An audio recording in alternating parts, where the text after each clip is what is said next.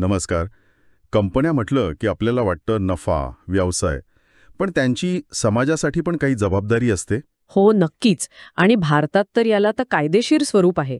Corporate social responsibility म्हणजे CSR. बरोबर. आणि गंमत म्हणजे कंपनी कायदा 2013 कलम 135 नुसार काही कंपन्यांना हे कंपल्सरी आहे, नाही का? अगदी. म्हणजे आता ही फक्त चांगली गोष्ट राहिली नाहीये, तर नियमच आहे. कंपन्यांना त्यांच्या नफ्यातला काही भाग समाजासाठी वापरावा लागतो. आज आपण हेच जरा खोलात जाऊन बघणार आहोत. नक्की नियम काय आहेत, कुणाला लागू होतात वगैरे. आणि ही माहिती आम्हाला मिळाली आहे JVNK and associates LLP Pune यांच्याकडून. तर सुरुवात करूया. म्हणजे नक्की कोणत्या कंपन्या येतात या कक्षेत, काय निकष आहेत त्याचे? हो, तर बघा, CSR अशा कंपनीला लागू होतो जिच्या बाबतीत मागच्या आर्थिक वर्षात 3 पैकी 1 अट पूर्ण झाली पाहिजे. अच्छा, 3 अटी आहेत. कोणत्या? पहिली म्हणजे तिची नेट वर्थ, निव्वळ मालमत्ता 500 कोटी किंवा जास्त असावी. ओके, 500 कोटी नेटवर्थ. किंवा दुसरी अट, तिचं उलाढाल म्हणजे टर्नओव्हर 1000 कोटी किंवा जास्त. 1000 कोटी टर्नओव्हर. ठीक आहे. किंवा तिसरी अट, तिचा निव्वळ नफा म्हणजे नेट प्रॉफिट 5 कोटी किंवा त्याहून अधिक. फक्त 5 कोटी म्हणजे जरी नेटवर्थ किंवा टर्नओव्हर कमी असला तरी 5 कोटी नफा झाला की CSR लागू? हो, अगदी बरोबर. या 3 पैकी कोणतीही एक अट पूर्ण झाली की झालं, CSR लागू. आणि हे दरवर्षी चेक करावं लागतं का? समजा एखाद्या वर्षी अट पूर्ण झाली, पुढच्या वर्षी नाही झाली तर? हो, हे दरवर्षी तपासावं लागतं. पण यात एक गोष्ट आहे. समजा एखादी कंपनी सलग 3 वर्ष या तिन्ही निकषांच्या खाली गेली, म्हणजे नेटवर्थ पण 500 कोटींच्या खाली, टर्नओव्हर 1000 कोटींच्या खाली आणि नफा पण 5 कोटींच्या खाली, असं सलग 3 वर्ष झालं. तर मग CSR लागू होत नाही. बरोबर. तर मग तिला CSR लागू होत नाही. अर्थात पुन्हा कधी निकष पूर्ण केला तर परत लागू होईल. अच्छा. आणि हे फक्त भारतीय कंपन्यांनाच लागू आहे की परदेशी कंपन्यांच्या शाखांना पण? नाही, परदेशी कंपन्यांच्या ज्या भारतात शाखा आहेत किंवा प्रकल्प कार्यालय आहेत, त्यांनाही हे लागू होतं जर ते हे निकष पूर्ण करत असतील तर. ओके. हे निकष तर समजले. आता समजा कंपनीला CSR लागू झाला. मग किती पैसे खर्च करायचे? त्याचा हिशोब कसा करतात? नियम असा आहे की कंपनीला मागच्या 3 आर्थिक वर्षांचा जो सरासरी निव्वळ नफा आहे. 3 वर्षांचा. ओके. हो, त्या सरासरी नफ्याच्या किमान 2% रक्कम CSR वर खर्च करावी लागते. किमान 2%. पण हा निव्वळ नफा म्हणजे नक्की काय? आपला नेहमीचा प्रॉफिट आफ्टर टॅक्स असतो का तो? नाही, इथे थोडा फरक आहे. हा जो नफा आहे ना, तो कंपनी कायद्याच्या कलम 198 नुसार काढलेला असतो. सेक्शन 198. अच्छा. हो, साध्या भाषेत सांगायचं तर हा साधारणपणे टॅक्स भरायच्या आधीचा नफा म्हणजे प्रॉफिट बिफोर टॅक्स असतो. पण त्यातही काही गोष्टी वगळलेल्या असतात. काय वगळलेलं असतं? उदाहरणार्थ, कंपनीच्या जर परदेशात शाखा असतील तर तिकडचा नफा यात मोजत नाहीत. किंवा समजा दुसऱ्या भारतीय कंपन्यांकडून काही लाभांश मिळाला असेल, डिव्हिडेंड, आणि त्या कंपन्या स्वतः CSR करत असतील तर तो लाभांश पण या नफ्यातून वगळला जातो. ओके. म्हणजे आधी 3 वर्षांचा असा ॲडजस्ट केलेला नफा काढायचा, मग त्याची सरासरी, आणि मग त्याचे 2%. अगदी बरोबर. ती झाली CSR साठी खर्च करायची रक्कम. आता रक्कम ठरली, पण मग पुढे काय? फक्त पैसे बाजूला काढायचे की अजून काही करायचं असतं? नाही, नुसते पैसे बाजूला काढून नाही चालत. प्रत्येक कंपनीला जिला CSR लागू आहे तिला एक CSR समिती नेमावी लागते. CSR committee? हो, त्यात कमीत कमी 3 डिरेक्टर्स म्हणजे संचालक असावे लागतात. आणि शक्य असेल तर त्यातला एक स्वतंत्र संचालक, इंडिपेंडेंट डिरेक्टर असावा लागतो. आणि ही समिती काय करते? ही समिती मग CSRचं धोरण ठरवते. म्हणजे कंपनी काय काय करेल CSR अंतर्गत, कोणत्या कामांवर पैसे खर्च करायचे, किती करायचे, याची शिफारस बोर्डाला करते. आणि मग तो खर्च व्यवस्थित होतोय की नाही यावर देखरेख पण ठेवते. अच्छा. म्हणजे सगळं प्लॅनिंग आणि मॉनिटरिंग ही समिती करते. हो. पण हे पैसे नक्की कुठे वापरायचे? म्हणजे कंपनी ठरवू शकते का की त्यांना काय करायचंय? नाही, तसं नाही.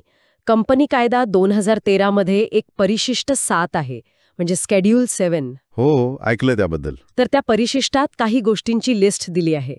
जसं की भूक, गरिबी कमी करणं, शिक्षणाला मदत करणं, आरोग्य सेवा, पर्यावरण संरक्षण, महिला सक्षमीकरण, राष्ट्रीय वारसा जतन, ग्रामीण विकास, असं बरंच काही येतात, हो ना? अगदी. प्रधानमंत्री सहाय्यता निधीत देणगी देणं वगैरे. तर पैसा फक्त ह्याच कामांवर खर्च करता येतो, म्हणजे सामाजिक उद्देश असायला हवा. आणि एक महत्वाचा मुद्दा, कंपनी जी नेहमीची व्यावसायिक कामं करते ते CSR म्हणून नाही दाखवतायत, बरोबर? नाही, अजिबात नाही. तो तुमचा नेहमीचा व्यवसाय झाला. CSR म्हणजे त्या पलीकडे जाऊन समाजासाठी काहीतरी करणं. हे अगदी स्पष्ट आहे. पण समजा एखाद्या कंपनीने ठरवलेली रक्कम खर्च केली नाही तर असं होऊ शकतं ना? मग काय होतं?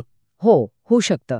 आणि जर रक्कम खर्च झाली नाही तर आता नियम खूप कडक झाले आहेत. काय नियम आहेत? 2 शक्यता आहेत. पहिली म्हणजे जर ती न खर्च झालेली रक्कम एखाद्या चालू प्रकल्पासाठी म्हणजे ऑनगोईंग प्रोजेक्टसाठी ठरवलेली असेल. म्हणजे जो प्रोजेक्ट 1 वर्षापेक्षा जास्त काळ चालणार आहे असा?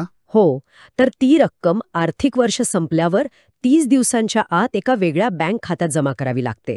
त्याला म्हणतात न खर्च केलेलं CSR खातं किंवा अनस्पेंट CSR अकाउंट.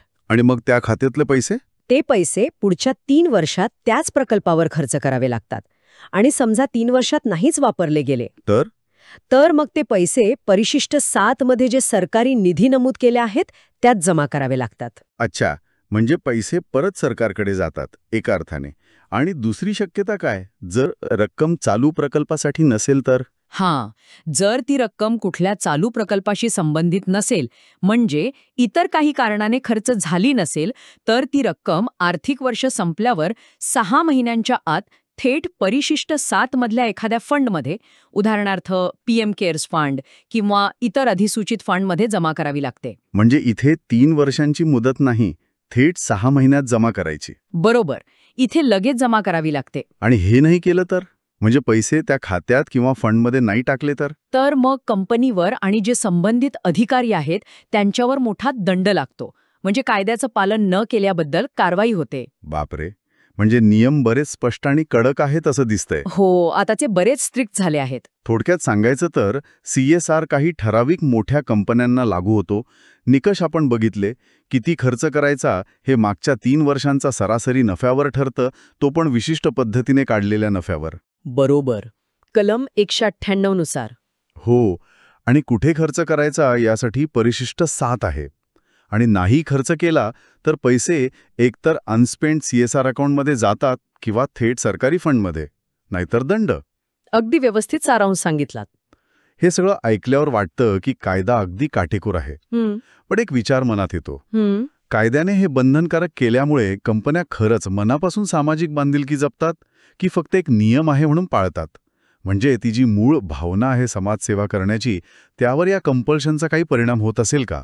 हा खूप महत्वाचा आणि विचार करण्यासारखा मुद्दा आहे. म्हणजे बघा, काही कंपन्या नक्कीच खूप मनापासून तळमळीने CSR उपक्रम राबवतात. त्यांच्या कामातून ते दिसतं. बरोबर. पण हेही खरं आहे की काही कंपन्या फक्त कायद्याचं पालन करायचं म्हणून अगदी 2% अट पूर्ण करण्यापुरतंच बघतात. म्हणजे तो हेतू किंवा ती स्पिरिट कदाचित तिथे कमी असेल. पण दुसरी बाजू अशी आहे की या कायद्यामुळे का होईना मोठ्या प्रमाणावर कॉर्पोरेट फंड्स सामाजिक कामांसाठी उपलब्ध झाले आहेत, जे कदाचित नुसतं ऐच्छिक असतं तर एवढ्या प्रमाणात आले नसते. पण मुद्दा आहेच. म्हणजे हेतू काहीही असो, परिणाम सकारात्मक दिसतोय असं म्हणायला हरकत नाही. हो, बऱ्याच अंशी तसं म्हणता येईल. अर्थात याचा अजून खोलात जाऊन अभ्यास व्हायला हवा की नक्की परिणाम काय होतोय, पण निधी उपलब्ध होतोय हे नक्की. नक्कीच. तर या अनिवार्य CSRचा कंपन्यांच्या खऱ्या सामाजिक बांधिलकीवर आणि एकूण समाजावर काय परिणाम होतोय, हा एक विचार करण्यासारखा मुद्दा आहे खरा. त्यावर आपण पुढे कधीतरी बोलू शकतो. हो, नक्कीच.